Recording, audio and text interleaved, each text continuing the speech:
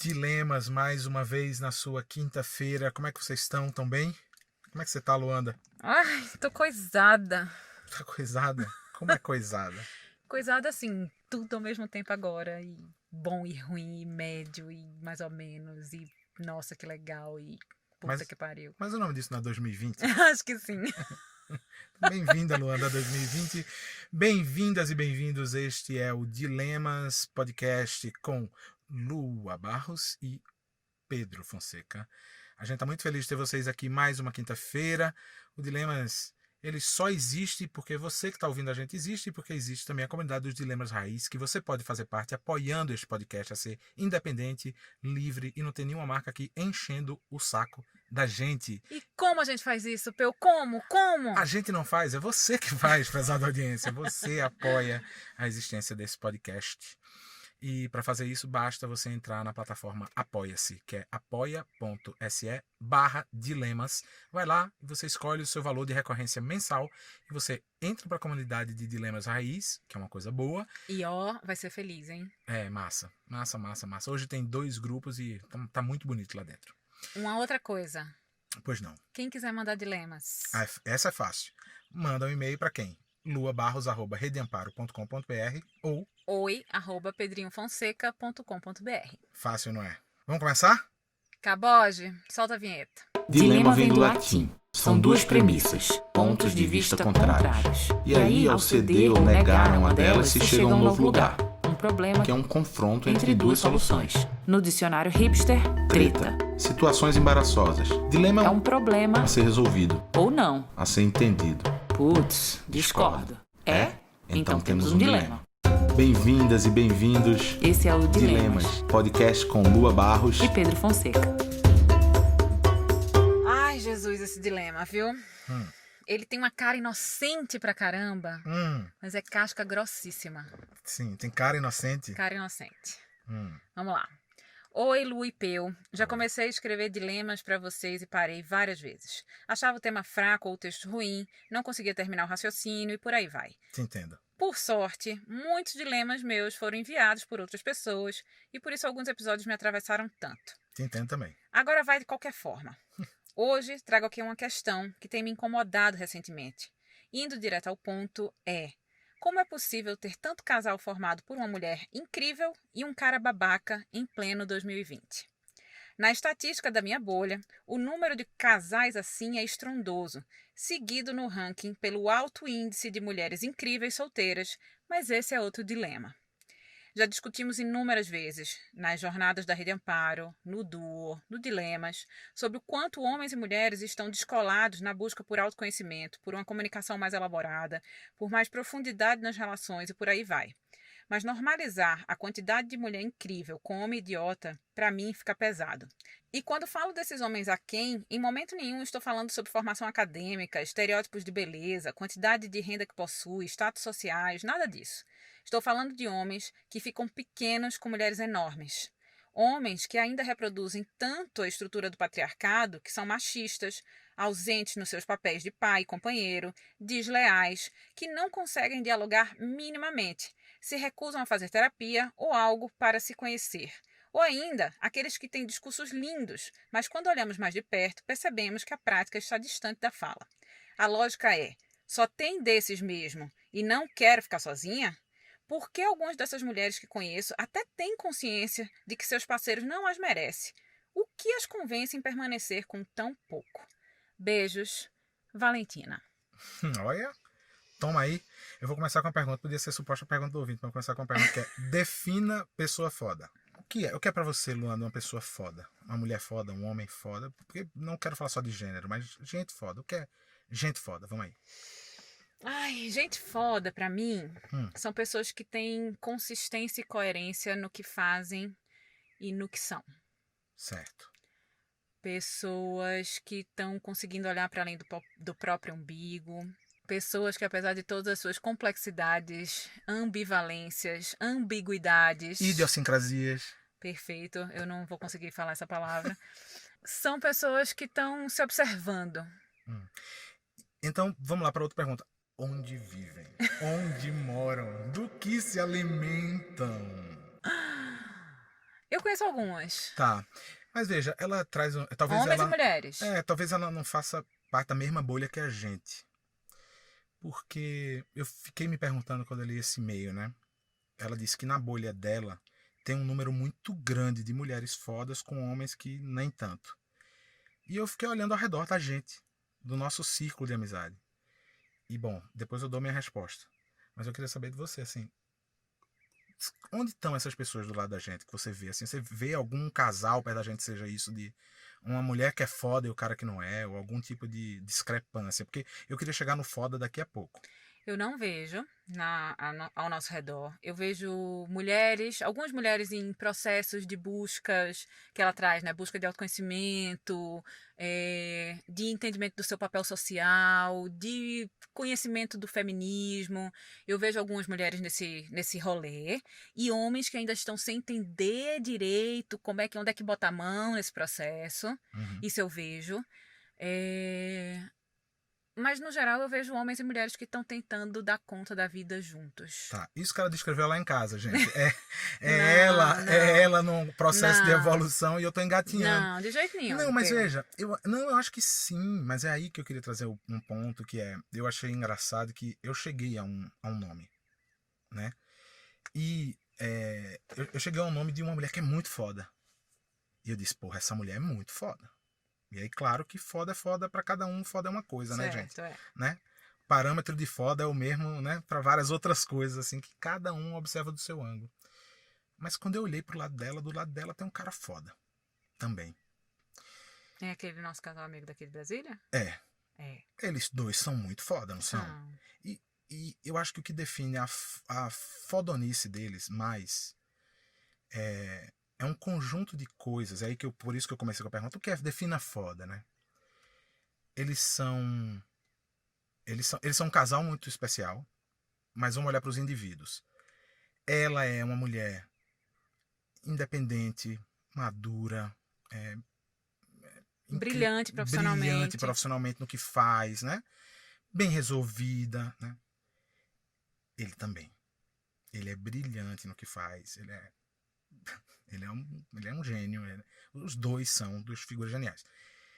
Mas eu queria chegar num aspecto que eu acho que une os dois, que fala justamente o que compõe essa fodonice para mim, Pedro, e que eu acho que é muito particular, mas que eu particularmente dou muito valor, que são duas figuras absolutamente humanas, em tantos acertos e em falhas. Muito. E se entendem e se resolvem ali entre eles de um jeito lindo. Porque seria muito fácil, pensei agora, nessa análise que ela traz, tentando me colocar no lugar dessa Valentina, olhar para esse casal que a gente tá falando e dizer assim, puta, mas ela é muito mais foda, porque veja, aqui ele foi machista, ali ele foi meio babaca, puta, mas ele naquele determinado momento não foi companheiro dela. Então acho que a gente vai para esse papel muito julgador, muito fácil. E a real é que entre quatro paredes, bicho, é muito difícil. Quando me incomoda algumas coisas no e-mail dela, apesar de, num primeiro momento, você querer concordar. Puta, verdade. Tem muita mulher foda casada como merda. Mas se você para pra pensar 2 minutos, você começa a trazer alguns pontos que a gente precisa se questionar, né? Essas mulheres que essa Valentina acha foda, será que elas se acham foda também? Aí a gente entra no segundo capítulo desse tema, que é a diferença entre uma pessoa foda e uma pessoa que se acha foda. Que são duas coisas muito distintas, né? Mas continua, desculpa, eu te interrompi, porque se eu interrompi, eu não sou foda. Te interrompi? Você é um merda. Vai lá. Porra, me interrompeu, Desculpa, perdeu a mansplaining. Como é o nome disso?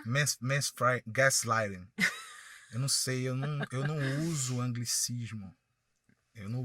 Então, na minha terra, chama interrupção. Tá. Cabra de pé. Interrupção, cabra de pé. Você tá interrompendo a mulher, entendeu?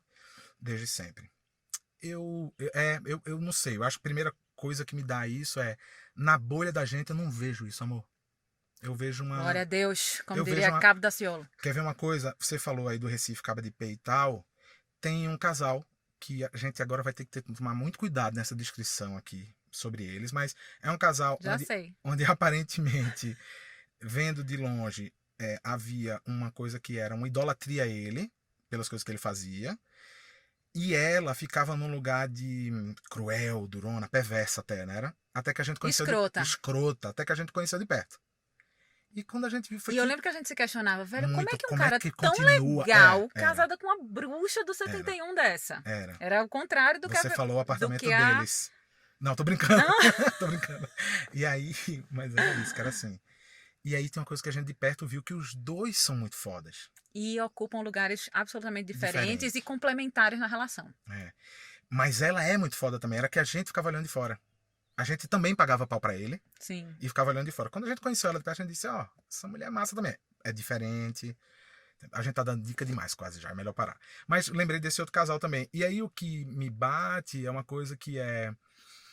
Eu leio esse e-mail e eu não entendo qual é o dilema da própria Valentina. Se é essa questão do que ela observa ou se é do que ela sente, né? Ela tem, no meio do e-mail, ela fala uma coisa que é assim... eu também vejo muita mulher foda sozinha, mas isso é um outro dilema. Eu fico pensando se talvez esse não seja o dilema dela. Tem uma outra coisa, né, Peu, que a gente tem falado muito. A gente acabou de concluir a jornada do duo. E foi muito bonito ver aquele tanto de gente ali reunido, muito disponível para se olhar profundamente, mais do que para apontar, né, os defeitos de um e de outro, as ausências, as faltas de um e de outro.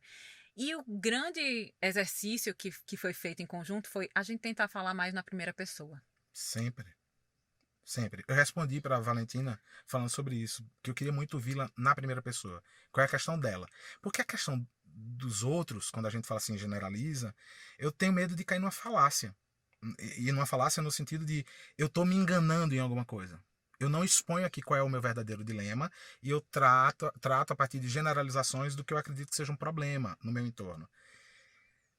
Que talvez não seja, né? Porque assim, o que essas próprias mulheres que você observa de um ponto de fora, né, que estão em casamentos que não são casamentos bons, o que elas mesmo acham sobre essa condição que elas estão vivendo? Porque tem uma coisa que me bate que é, se ele é um merda, e eu sei que ele é um merda, e eu fico, tem alguma coisa que nos conecta. Lógico. Seja os meus medos, seja a minha mediocridade, seja a minha dependência financeira, seja a minha humanidade. Em algum momento, se eu escolho ficar, algo me conecta a essa pessoa. Tem um texto essa semana da Manuela Xavier, que é psicanalista, e uma mulher foda, que eu queria ler, porque eu acho que ela resume isso que eu falei agora. Ela diz assim: era tarde da noite, eu chegava do trabalho depois de quase 2 horas de trânsito e encontrava ele lá na varanda, fumando, bebendo, jogando. A pia cheia de louça, as roupas jogadas pelo chão, o cachorro que ainda não fora para a rua e para que ele não tinha dado o remédio na hora certa. Nesse dia, que eu não me esqueço nunca, eu decido que não vou poupá-lo. Ligo a minha metralhadora de uma mulher cheia de mágoa, abandono e sobrecarga e começo a listar todas as coisas não feitas, todos os pactos não cumpridos. Ele, sentado naquela poltrona, me olha com total indiferença e diz: eu sou um merda, né? Não era uma frase qualquer. Era uma frase que carregava um código, um ponto irredutível. Se eu insistisse e concordasse, eu estaria sendo cruel com aquele homem de quase 30 anos, cheio de traumas e daddy issues. Estaria sendo incompreensiva com aquele homem que só estava ali dando o seu melhor. Mas eu já estava cansada demais. Ali, naquela noite, eu sabia que era ele ou eu. Eu não ia tolerar mais. Eu não ia engolir mais. Quando ele, com tanta plenitude, afirmou que era um merda, como se isso encerrasse a discussão, eu paralisei por 2 microsegundos e dei as costas. Minha espinha inteira arrepiou, minhas costelas abriram, meu pulmão se encheu do mais puro ar de raiva. Completei a volta de frente para ele e, segurando a porta de vidro, gritei bem alto: você é um merda. Bati com força ancestral de uma mulher que sofre aquela porta de vidro com a convicção de que, assim como tudo dentro de mim, ela se quebraria. Não quebrou, assim como eu também não quebrei. Ainda hoje sinto a leveza daquele dia, a paz que cada célula de mim sentiu quando devolveu aquele peso morto daquele homem e o seu título mais justo: um merda. Daquele dia em diante, eu decidi que não pouparia ele nem nenhum outro homem de sua própria mediocridade. Ele sabia que ele era um merda, eu sabia também. Só que agora ele sabia que eu sabia. E foda-se. Se eu pudesse te dizer uma coisa agora, mulher, seria isso. Bate a porta e deixa ele saber que ele é um grande merda. E vai ser livre.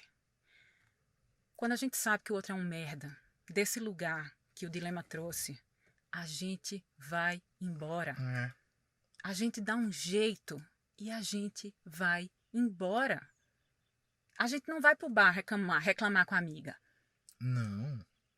A gente Não, vai pro bar reclamar com a porque se amiga quando diminui. está numa outra esfera. Claro. E a gente se diminui, porque aí é isso, assim, olha, eu vou dizer uma coisa, você é um merda e eu continuo aqui. É assim, também sou, viu? E tamo junto aqui. Eu acho que tem uma coisa que é cascavilhando, a gente vai encontrar as merdices e as joias de cada um.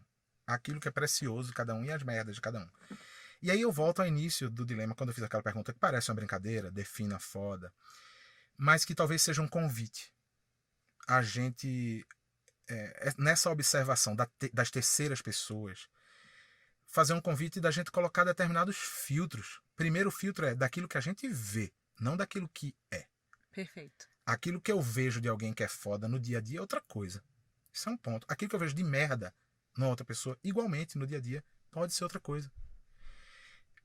Sempre eu imagino que falar na terceira pessoa seja mais fácil da gente ilustrar alguma coisa que a gente sente, porque a gente esquiva de ser honesto com os nossos próprios sentimentos e percepções. Eu sinto que esse e-mail pode trazer uma dor que a gente não está conseguindo acessar, Valentina. Eu sinto que a gente pode estar vendo o relato de uma mulher que tem uma dor que a gente não consegue acessar. Porque por escolha dela, ela não fala em primeira pessoa. Ela não fala ela não está falando dela. Porque eu acho que seria diferente se ela dissesse assim, eu me acho uma mulher foda e tô numa relação de merda. Sim, certo? concordo. Se ela dissesse, olha só, eu sou uma mulher foda, tô numa relação de merda, eu tô precisando de ajuda.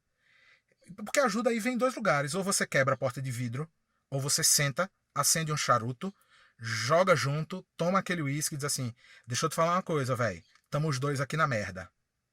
E a gente vai encontrar um jeito da gente seguir e ser isso aqui, ou a gente quer coisa melhor. De dentro tem a resolução da permanência e tem a resolução da impermanência. Sim. E aí cada qual sabe fazer com a sua dor e com os seus sentimentos. Eu tenho uma dificuldade de leitura mesmo desse dilema, porque eu sinto falta dessa primeira pessoa.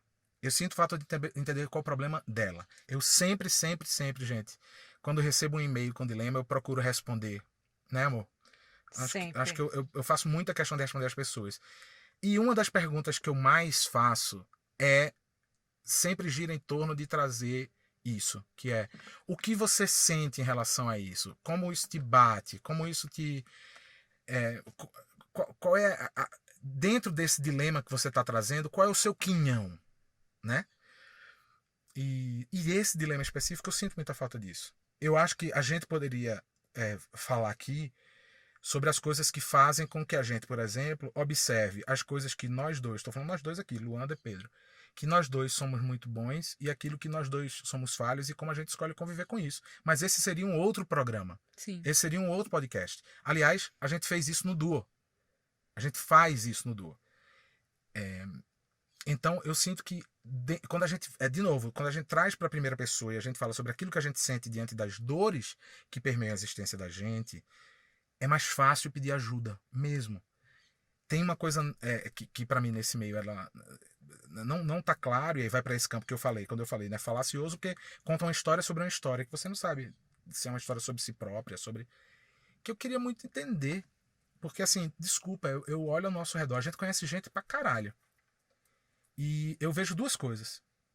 Eu vejo casais muito equilibrados, e os casais que têm um certo desequilíbrio, invariavelmente vem daquilo que você trouxe no começo, que assim, as mulheres deram vários passos na largada e os caras estão ou em outra velocidade ou estão indispostos a dar esse passo, mas que é algo que não é exatamente sobre... ser uma fada sensata e ser um merda. Não, Sim. porque isso também é Disney. Sim. Assim como a espera do príncipe encantado e essa coisa do merecimento, que tem um pouco no e-mail dessa Valentina, né? Que diz assim... porque, como é que essas mulheres... Isso. Né? Como é que essas mulheres são tão fodas, tão com caras que Será que esses caras não existem mesmo? Então, veja bem, Príncipe Encantado eu sei que não existe. Agora eu também sei que não existe fada sensata. E sei que a Disney, ela foi prejudicial na vida da gente dos dois lados. Sim. Essa busca por essa pessoa, por esse homem, né? Gostaria de fazer essa pergunta, assim, o que ela espera desse companheiro? Ou de um companheiro? Ela fala um pouco sobre ser uma pessoa leal, ser uma pessoa que evolui junto, tem busca de autoconhecimento e tal, mas ela chega num ponto que ele, para mim, é um ponto muito complicado, que é quando ela diz assim: homens e mulheres estão descolados na busca por autoconhecimento, por uma comunicação mais elaborada, por mais profundidade das relações e por aí vai. Mas normalizar a quantidade de mulher incrível com homem idiota, para mim, fica pesado. Esse é um dos recortes que eu não vejo nas nossas relações. E ela diz assim: quando eu falo desses homens aquém, em momento nenhum estou falando sobre formação. É isso. Formação acadêmica, estereótipo de beleza, tal. Estou falando de homens que ficam pequenos com mulheres enormes. Acho que, de novo, é a visão de quem está distante da fotografia. De novo, é essa visão. É uma questão de perspectiva. Cara, numa relação, quando você vê alguém muito gigante e alguém muito pequeno, é porque você está mais perto de quem está gigante. A fotografia é isso. Se você pegar um fósforo e colocar em primeiro plano segurando na sua mão e lá no fundo tiver um vulcão, o fósforo vai parecer enorme quando você fotografar e o vulcão vai parecer pequeno. Ou Ivete Sangalo, para citar cultura renascentista brasileira, que diz: quando você vê de longe um jato, ele tá lento, mas de perto ele é muito veloz. É algo assim, a frase dela.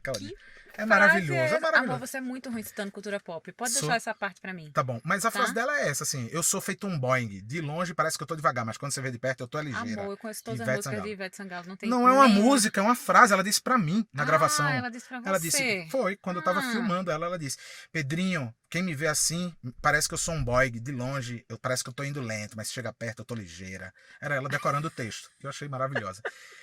Tudo tá na fotografia ou então na frase de Ivete Sangalo, gente. Entendi.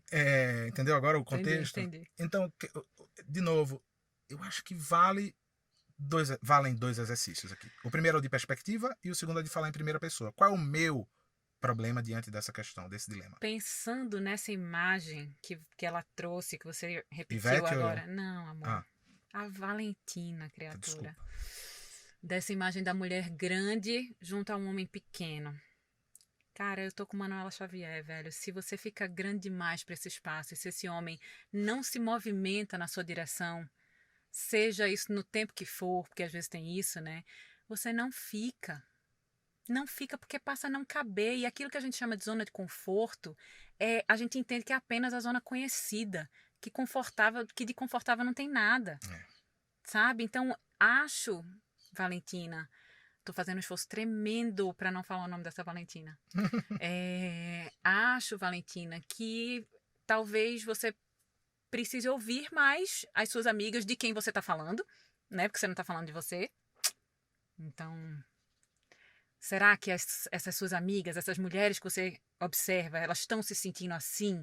Talvez tenha filho envolvido, talvez tenha herança envolvida, talvez tenha paixão envolvida, coisas que aos olhos de quem está muito disposto à crítica, não fica claro.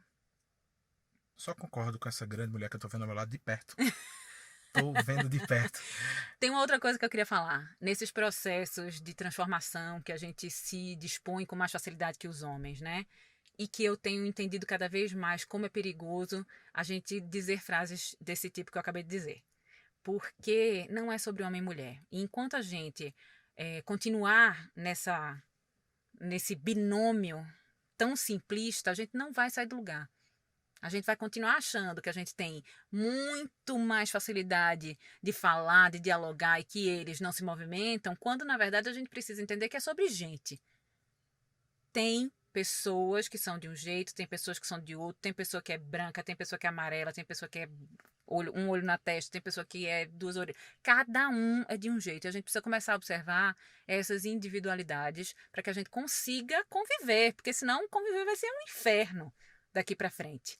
Mas o que eu queria dizer é, se você está numa relação e você se sente em processo de transformação e seu parceiro ou parceira tá lá paradão... Ou parceiras, ou parceiros. Isso. Né? Você sente que está vendo esse distanciamento por essa busca. Eu acho também que vale a pena a gente entender qual é a nossa expectativa, né? Porque se você tá na yoga, virou a louca da yoga, tá lá né?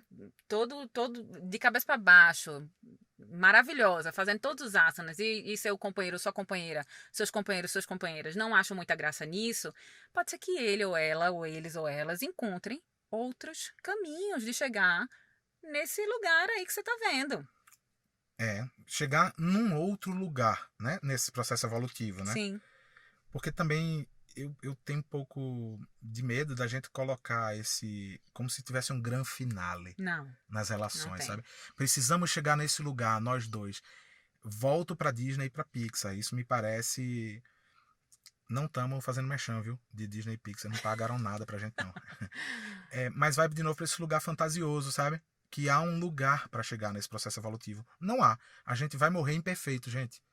A gente vai morrer, inclusive, sendo foda e sendo merda. Vocês podem anotar essa frase, não é de Ivete, é minha, mas é verdadeira e vai constar nos Anais do Dilemas, no livro do Dilemas que a gente vai lançar. A gente chega nas nossas linhas finais, quando a gente morre, carregando o que a gente teve de melhor e o que a gente teve de pior. E isso só acontece pelo grande privilégio da gente ter de ter nascido humano, de ter nascido gente. E eu te entendo super quando você fala disso, assim, porque a gente levou uma surra no Du, viu, pessoal? Porque nós, casal heteronormativo, com as nossas próprias idiosincrasias, a gente chegou lá e teve dias, noites de abrir o microfone e um cara levantar a mão e dizer assim, tá, mas vocês estão falando o tempo todo dessa perspectiva, mas eu sou bissexual. E eu me entendo bissexual em todas as relações que eu tô. Então eu sou bissexual quando eu tô aqui com minha companheira e quando eu tô namorando um cara fora da relação, porque temos uma relação aberta, assim, assado, tal. A gente foi apanhando e aprendendo um bocado com... inúmeras realidades que extrapolam a nossa bolha. Sim.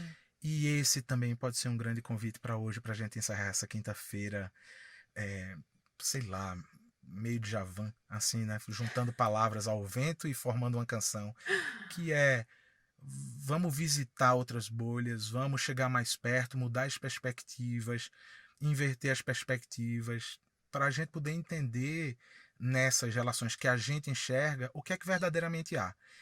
E depois disso, a gente entender qual é, em primeira pessoa, a nossa própria dor. Ai. Pensei em cantar uma música agora. Você falou em Djavan. Você quer cantar? Será que o Spotify tira?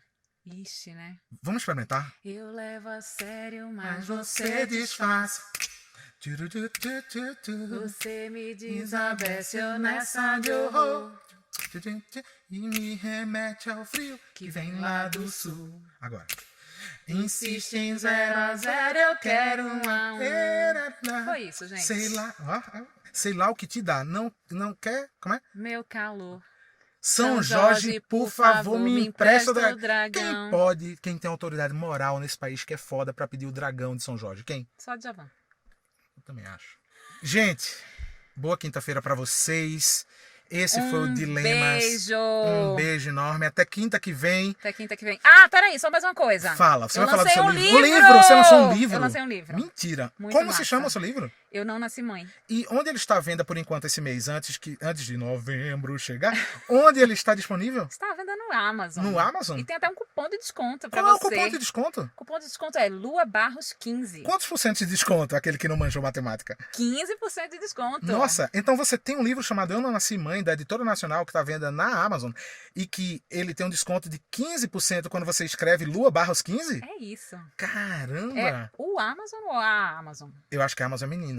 E eu acho também. A Amazon. Porque o é muito Amazon. foda a Amazon. Talvez seja menina. Talvez. Tá bom. Beijo, gente. Beijo. Solta a vinheta, acabou. Dilemas. Mostra os seus que a gente mostra os nossos.